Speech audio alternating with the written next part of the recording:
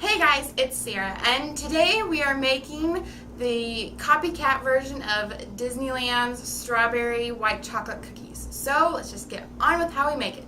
So the things you're going to need to make this recipe are a half cup of butter that has been softened to room temperature, a half cup of brown sugar, a half cup of white sugar, 1 egg and 1 egg yolk, a teaspoon of vanilla extract, a half teaspoon of almond extract, 2 cups of flour, I just got my fingers in it. 3 tablespoons of strawberry jam, and it needs to be seedless unless you want seedy cookies. That doesn't taste very good. I've never tried seedy cookies. Comment down below if you've ever had seedy cookies before. A 3/4 cup of chocolate chips and a 3/4 cup of white chocolate chips, and then you're also going to need 2 teaspoons of cornstarch, 1 teaspoon of baking soda, and a half teaspoon of salt. So now you're just going to cream your softened butter, your egg and egg yolk, your sugars, and I think that's about it. And you're just going to have to cream it together with your mixer on a medium setting that you have on your mixer. So let's mix it all together. So now that everything has been creamed together, the sugars, the butter, the extracts, as I forgot to mention, you need to also put in your extracts because otherwise it would not make the delicious cookie that we are making. So make sure you have that all mixed together really, really well, and make sure it's all creamy and fluffy. And next, we're going to move on to our dry ingredients. And for your dry ingredients, you're going to need your flour, your cornstarch, baking soda, and salt mixture. I did it in a mixture. You could just add it in separately if you wanted. But we're going to grab a fork and we're going to start mixing it together. So now we have some of our wet ingredients, and we have our flour, cornstarch, salt, and baking soda all mixed together in this bowl. We're going to start adding our dry ingredients into our wet ingredients, and this part's kind of important because you don't want any of your wet spots, dry spots, not wet spots. You want wet spots. You don't want any dry pockets to be in your dough, so make sure you really mix it well together. And again, you're going to want to put this on your medium setting on your mixer. So now that our wet ingredients and our dry ingredients are all mixed in together, you're going to want to add in your chips, white chocolate, and your just chocolate. So you have to add them in, I think at the same time. That's what we're going to do. Hopefully it turns out all right. So it says in the recipe that you should split your dough in half once you have all of your ingredients, or most of your ingredients combined except for your jam. And that's what I've done, and so you're supposed to roll it out into an inch thick layer on, or just one of the halves. You're supposed to do that too. Don't touch the other half. And you can do that on a plate, or if you have room, you can do it on a countertop. But let's do that.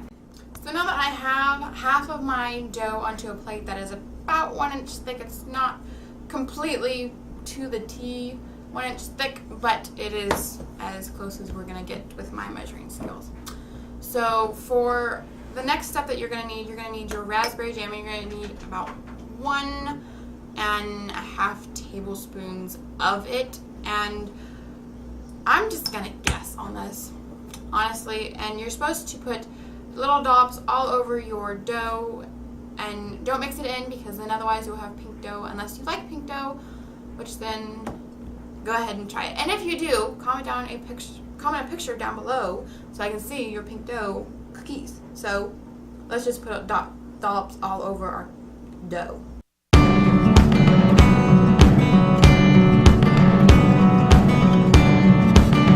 So now that I have my jam on my dough and I have my butter knife, which has already touched the strawberry jam, we're going to cut it into 6 little squares, and since I did 6 little dollops, that's why I came up with 6 little squares. So let's just go ahead and cut into our dough.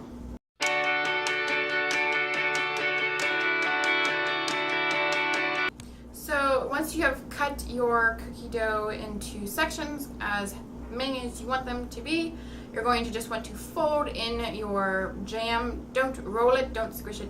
Just basically pick up your dough and you can fold it in half just a little bit at a time. Make sure it doesn't go flying everywhere or anything. Once you do, this is what it's kind of supposed to look like, I think. Not totally sure, but this is what it's going to be.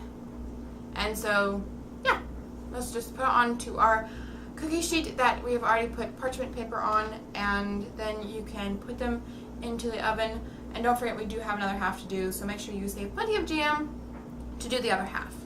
Oh, and don't forget, you have to refrigerate them for 15 minutes, otherwise they're not going to taste as good. So, before we cook them, make sure you put them in your refrigerator for 15 minutes. So now that I have both of my halves done, which makes a whole, onto these cookie sheets, we need to go chill these for 15 minutes. So let's go put these in our refrigerator.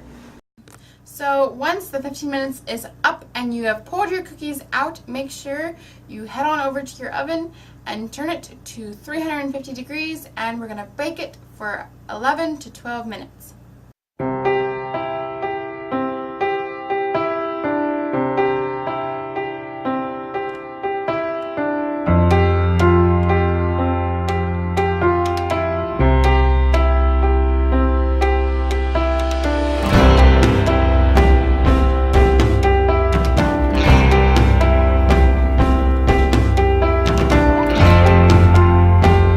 So now that they're out of the oven, I did have to put them in for at least 7 minutes longer. So I would recommend putting them in for about 19 minutes. If you want more doughy cookies, then go ahead and leave it at the 12-minute timer.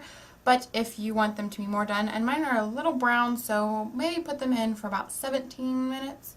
And don't forget halfway through to switch your cookie sheets so then they don't get too brown on one side, and make sure you flip them around. And so, let's just get on trying these because they look amazing.